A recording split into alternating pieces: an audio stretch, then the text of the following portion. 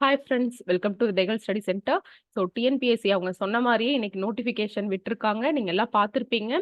So எப்போ வந்து நம்ம அப்ளிகேஷன் சப்மிட் பண்ணணும் அப்படின்னா 24th மே. அது வரையிலும் நம்ம வெயிட் பண்ண வேண்டாம். இந்த வாரம் விட்டுட்டு அடுத்த வாரம் ஒரு நல்ல நாளா பார்த்து நம்ம அப்ளை பண்ணிடலாம். சரிங்களா? எப்போ வந்து கரெக்ஷன் விண்டோ வந்து சொல்லியிருக்காங்க, மே 29th அண்ட் 31st மே. இந்த டேட்ல வந்து கரெக்ஷன் விண்டோ ஓப்பனா இருக்கும். நம்ம எடிட் பண்ணிக்கலாம். நீங்க கரெக்டா பண்ணியிருந்தாலும் ஒன்ஸ் இந்த டேட்ல போய் நம்ம எல்லாமே கரெக்டா இருக்கான்னு ஒன்ஸ் வந்து செக் பண்ணிக்கலாம். ஓகேங்களா? எக்ஸாம் டேட் வந்து டென்டேட்டிவ்ல 13 கொடுத்திருந்தாங்க. ஒரு நாள் முன்னாடியே எக்ஸாம் வந்து வைக்க போறாங்க. 9:30ல இருந்து 12:30 வரையிலும். இது நமக்கு எல்லாமே தெரியும். வேகன்சியை பொறுத்தவரையிலும் ஒரு சின்ன மனக்குறை தான் நமக்குள்ள. ஏன் அப்படின்னா இன்னும் நிறைய வேகன்சி வரும் நம்ம நினைச்சோம். பட் ஓகே, நமக்கு வேணுங்கிறது ஒரு போஸ்டிங் தானே. நமக்கு இருக்கிற அந்த 200 கொஸ்டின் தான். அந்த 200 கொஸ்டின்ல நம்ம 180 175 எடுத்துட்டோம் அப்படின்னா ஃபர்ஸ்ட் டே கவுன்சிலுக்கு போயிடலாம். இதுதான் நம்மளோட டார்கெட். ஸோ போஸ்டிங் எவ்வளவானா இருந்துட்டு போகுது. Irrespective of the number of posting நம்ம ப்ரிப்பரேஷன் வந்து இருக்கணும். ஓகேங்களா? இந்த டைம் பாருங்க, விஏஓக்கும் ஜேஏக்கும் கொஞ்சம் அதிகமான போஸ்டிங்கே கம்பேர் தென் டைப்பிங் ஸ்டெனோ விட வந்திருக்கு இல்லையா?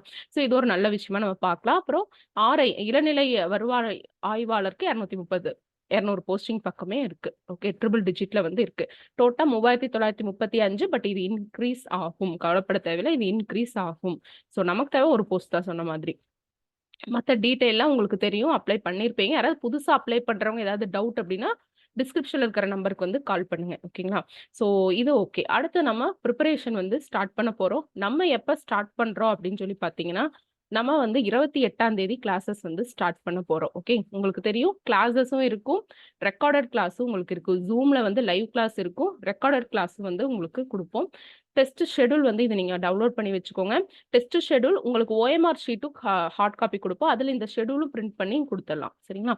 வேர் டு ஸ்டடி பிடிஎஃப் வந்து உங்களுக்கு கொடுத்துருவோம். தட் இஸ் வந்து நீங்க என்ன பண்றீங்கன்னா டெஸ்டோட ஷெடியூல் பாக்குறீங்க. டெஸ்ட் 1க்கு என்னென்ன போர்ஷன் பாக்குறீங்க, அந்த போர்ஷன்ல வேர் டு ஸ்டடி நீங்க எங்க படிக்கணும் அப்படிங்கிறத நீங்க பாத்துடணும். ஓகேவா?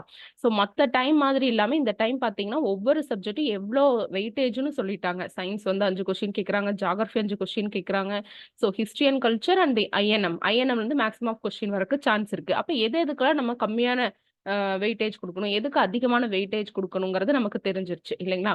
அதனால இந்த ப்ரியாரிட்டி வைஸ்ல தான் நம்மளோட டெஸ்ட் ஷெடியூல் இருக்கு. யூனிட் 6, யூனிட் 5, யூனிட் 4, யூனிட் 3 இந்த ப்ரியாரிட்டி வைஸ்ல தான் நமக்கு டெஸ்டோட ஷெடியூல் வந்து இருக்கு. நம்மளும் இந்த ப்ரியாரிட்டி வைஸ்ல தான் நம்ம படிக்கணும். தமிழ் வந்து ஆஸ் யூஷுவல் எல்லா டெஸ்ட்லயுமே தமிழும் மேக்ஸும் வந்து உங்களுக்கு இருக்கும். சரிங்களா? ஸோ டெஸ்ட் ஷெடியூல் பார்த்துட்டு அடுத்தது வேர் டு ஸ்டடி பாருங்க. ஓகேங்களா? அடுத்தது என்னன்னா டெஸ்ட் ஷெடியூல் பார்த்துட்டு அந்த டெஸ்ட்டுக்கு வேர் டு ஸ்டடி பார்த்ததுக்கு முன்னாடி நீங்க ஓவர்வியூ கிளாஸ்னு ஒன்று இருக்கும். நீங்க அந்த ஓவர்வியூ கிளாஸ் வந்து பார்த்துருங்க. இது லைவாவே நம்ம வச்சுக்கலாம். இது நான் சொன்னேன், இது மேலேயே இந்த பேட்ச் ஸ்டார்ட் ஆயிடுச்சு. ஸோ அதோட ரெக்கார்ட்ஸ் எல்லாம் நான் எடுத்து காமிச்சிட்டு இருக்கேன். ஸோ ஓவர்வியூ கிளாஸ் அப்படின்னு சொல்லி ஒன்று இருக்கும். நீங்க அதை வந்து பார்த்துருங்க. அப்படின்னா அந்த போர்ஷனை எங்கெங்கிருந்து படிக்கலாம், அந்த போர்ஷன்ல இருந்து எவ்வளோ கொஸ்டின்ஸ் ப்ரீவியஸ் இயர் கொஸ்டின்ல கேட்டிருக்காங்க, எந்தெந்த புக்ல இருந்து படிக்கலாம் அப்படிங்கறது வந்து குரூப் 2 கொடுத்துருவாங்க. சிலபஸ் இதான் நினைக்கிறேன். ஹிஸ்டரி அண்ட் தென் ஆப்டிடியூட் இதெல்லாம் நீங்க சேர்த்தால எவ்வளவு மார்க் வருது பாருங்க. குவாலிட்டி ஒரு 40 வருதுங்களா? ஸோ இந்த மாதிரி உங்களுக்கு ஒரு ஓவர்வியூ கிளாஸ் வந்து கொடுத்துருவாங்க. இது குரூப் 4ன்னு மட்டும் பார்க்காம குரூப் 2க்குமே கம்பைன்டு பேட்சா நம்ம பார்த்துக்கலாம். ஓகேங்களா? ஆனா மேக்ஸிமம் நீங்க ஸ்கூல் புக்ல இருந்தா படிக்கணும். ஸ்கூல் புக்ல இருந்து தான் கொஸ்டின்ஸ் வரும். சரிங்களா? ஆன்சர் கீ பிடிஎஃப் வந்து உங்களுக்கு எப்படின்னா எக்ஸ்பிளனேஷனோட கொடுக்கும். இந்த கொஸ்டினுக்கு இந்த ஆன்சர் தான் அப்படின்னு இல்லாம அந்த கொஸ்டினோட 4 ஆப்ஷனுமே எக்ஸ்பிளைன் பண்ணி தான் உங்களுக்கு ஆன்சர் கீ பிடிஎஃப் வந்து உங்களுக்கு அவைலபிளா இருக்கும். அதே மாதிரி last previous year question 10 years questions வந்து உங்களுக்கு இந்த மாதிரி கம்பைலேஷன் கொடுத்துருவோம். எல்லா சப்ஜெக்ட்டுக்கும் கம்பைலேஷன் இருக்கும். மேக்ஸ் எல்லாம் வித் சொல்யூஷனோட இருக்கும். ஸோ இந்த வார ஷெடியூல்ல வந்து பாத்தீங்கன்னா இப்ப நீங்க நாளைக்கு ஷெடியூல்ல டெஸ்ட் 1 எழுத போறீங்கன்னா அதுல சிம்பிளிஃபிகேஷன் இருக்குன்னா இதுல ஒரு 40 பேஜ் இருக்கு சிம்பிளிஃபிகேஷன். அந்த சம்ஸ் எல்லாம் பாத்துருங்க. ஸ்கூல் புக்ஸ் சம்ஸ் வந்து தரவு பண்ணிடுங்க. இஃப் சப்போஸ் மேக்ஸ்ல எனக்கு கொஞ்சம் வீக் மேம், எனக்கு இந்த டாபிக்ல ஸ்கூல் புக்ல கவர் ஆகுறதெல்லாம் எனக்கு வேணும் அப்படின்னாலும் அதுவும் வந்து உங்களுக்கு ரெக்கார்டர் கிளாஸஸ்ல வந்து ஃபுல்லுமே முடிச்சாச்சு. நீங்க அதுவும் வந்து எடுத்து பாத்துக்கலாம். ஓகேங்களா? அடுத்தது ஒவ்வொரு டெஸ்ட்டுக்கும் இடையில ஒரு 4 டெஸ்ட்டுக்கு இடையில ரிவிஷன் டெஸ்ட் இருக்கும். ரிவிஷன்ங்கிறது ரொம்ப ரொம்ப இம்பார்ட்டன்ட். நீங்க டெய்லி பேசிஸ்ல ரிவிஷன் பண்றதே ரொம்ப பெஸ்டா இருக்கும். ஓகேங்களா? ஸோ டோட்டலா பாத்தீங்கன்னா 25 டெஸ்ட் வந்து இதுல வந்து இருக்கு. ஸோ இதோட ஷெடியூல் பாருங்க. வேர் டு ஸ்டடி கொடுத்துருவோம். ஓவர்வியூ கிளாஸும் ஸ்டார்டிங், அதாவது நீங்க இந்த டெஸ்ட் முடிச்ச உடனே உங்களுக்கு அதுக்கான ஓவர்வியூ கிளாஸ் நீங்க பாத்துக்கலாம். ஓவர்வியூ கிளாஸ் முடிச்சதுக்கு அப்புறம் டெஸ்ட் ஆன்சர் பிடிஎஃப் பாருங்க. தென் வந்து அதுல எக்ஸ்பிளனேஷன் கொடுத்துருக்கோம். அதையும் பார்த்துட்டு கையோட அதோட ஆன்சர் டிஸ்கஷன் வீடியோவும் இருக்கும். அந்த வீடியோவும் பார்த்துருங்க. அப்ப கம்ப்ளீட்டா அந்த போர்ஷன் முடிக்கலாம். ஓகே.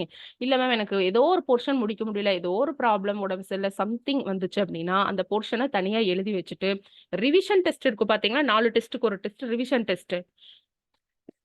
Excuse me. அந்த டைம்ல வந்து நீங்க அத கோப் அப் பண்ணி கொண்டு போயிருங்க. ஓகேவா? ஸோ இதுதான் சிலர்லாம் சொல்றீங்க கம்மி வேகன்சி மேம், அப்படி மேம், இப்படி மேம்ங்கிறீங்க.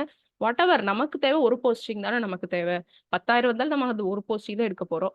4,000, 5,000 இருந்தாலும் ஒரு போஸ்டிங் தான் எடுக்க போறோம். 200 கொஸ்டின் தான். அந்த கொஸ்டினுக்கும் நமக்குமானது தான் ஸ்ட்ரகிள். அதுதான் பேட்டிலே தவிர, எத்தனை வேகன்சி இருந்தாலும் அதுக்கு நம்ம கவலைப்பட வேண்டாம். ஓகேங்களா? எய்தற்கு அரியது ஏய்ந்த கால் அந்நிலையை செய்தற்கு அரிய செயல். கிடைத்தற்கரிய காலம் வந்து வாய்க்கும்போது, அந்த வாய்ப்பை பயன்படுத்திட்டு நம்ம அப்போதே செய்தற்கரிய செயலை செய்ய வேண்டும். ஸோ இப்ப பார்த்தீங்கன்னா, நோட்டிஃபிகேஷன் ஆன் டைமுக்கு வருது. ரிசல்ட் ஆன் டைமுக்கு போடுறாங்க. அதனால இந்த அருமையான இந்த காலகட்டத்த நம்ம பயன்படுத்திக்கணும். ஓகேங்களா? பொருள், இடம், காலம், கருவி எல்லாமே நமக்கு இருக்கு. சிலபஸ் இருக்கு, மெட்டீரியல்ஸ் இருக்கு, கிளாஸஸ் இருக்கு. ஒரு டெஸ்ட் பேட்ச்ல பாருங்க. ஒரு ஓவர்வியூ கிளாஸ் இருக்கு, வேர் டூ ஸ்டடி இருக்குது, then test answer PDF with explanation, answer discussion class இருக்கு. பத்தாவதுக்கு வந்து நமக்கு இந்தந்த சப்ஜெக்ட்ல இருந்து இந்த இவ்வளோதான் கொஸ்டின் கேட்கறாங்க அப்படிங்கிறது நமக்கு சொல்லிட்டாங்க. ஸோ இவ்ளோ பாசிட்டிவிட்டி நம்மள சூழ்ந்திருக்கு. இத மட்டும் தான் நீங்க நினைக்கணுமே தவிர, வேகன்சி கம்மியாயிடுச்சு, நமக்கு கிடைக்குமா அப்படின்னு நினைக்கிறதுக்கு கூட நமக்கு டைம் கிடையாது. ஓகே. கன்டினியூவா நம்ம படிக்கிறோம். இடையில ரெஸ்ட் எடுக்கிறோம். ஸ்ட்ரெஸ்ஸே ஆகாம ஹாப்பியா படிங்க. டெஃபினட்டா நமக்கு இதுல ஒரு போஸ்டிங் இருக்கு. இந்த ஷெட்யூல மட்டும் ஸ்ட்ரிக்ட்டா ஃபாலோ பண்ணுங்க. ரிவிஷன் ப்ராப்பரா கொண்டு போங்க. டெஃபினட்டா உங்களுக்கு ஒரு போஸ்டிங் இருக்கு. இந்த 75 டேஸ் வந்து ரொம்ப டெடிகேட்டடா நீங்க வொர்க் பண்ணணும். Thank you friends.